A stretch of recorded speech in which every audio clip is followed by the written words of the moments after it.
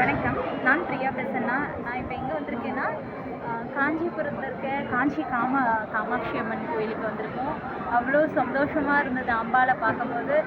என்னமோ ஸ்பெஷல் தரிசனம் நம்மளுக்கு கொடுத்தா மாதிரி இருந்தது அம்பாவை. எனக்கு மாத்திரம்தான் தெரியும் அந்த அம்பாள் என்ன பண்ணா எனக்கு அப்படின்ட்டு. அவ்வளோ ஒரு மிராக்கிள், அவ்வளோ ஒரு ஜனம் இங்கே. கச்சாலீஸ்வரர் கோயிலில் இன்றைக்கி வந்து மண்டல தீபம் ஏற்றிருக்காங்க. ஸோ அதனால் ஜனமே இங்கே தான் இருக்குது, ஊர் ஜனமே இங்கே தான் இருக்குது. அவ்வளோ ரஷ்ஷு. 1 மணி நேரம் ஸ்தலத்தில் உட்கார வச்சு என்னை வந்து காமாட்சி விரதம் வந்து பாட வச்சுட்டாங்க. 3 வாட்டி பாடின அம்பாள்கிட்ட.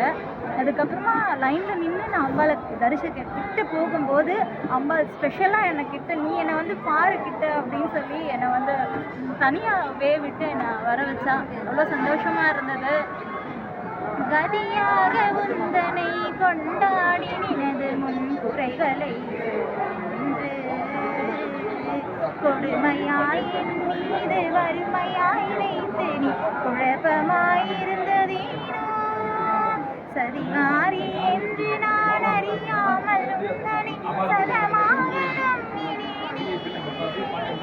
சற்றாகிடும் மனது வைத்து ரட்சிக்க சாதகம் இல்லையோ மதி போல ஒளியூற்ற புகழையின் கரமுடைய மதகஜனை என்ற தாயே மாயனது தங்கையே பரமனது மங்கை மயானத்தில் நின்ற உமையே சதிகாரி என்று நான் அறியாமல் உந்தனை சதமாக நம்பினேனே.